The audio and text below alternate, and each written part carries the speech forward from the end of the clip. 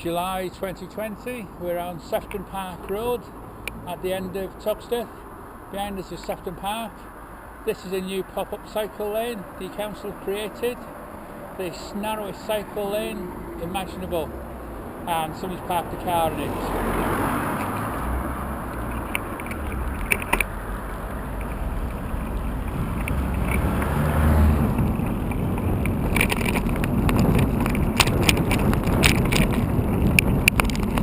I'm riding a mountain bike, and it's most probably about 4 inches wider each side than the mountain bike.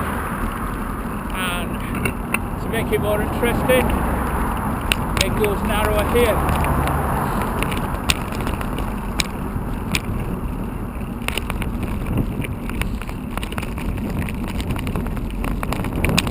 Somebody didn't have a tape measure.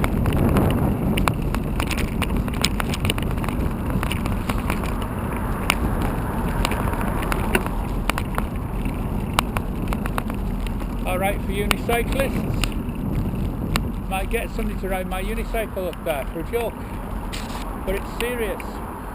Costed serious money, and other taxpayers are paying for it.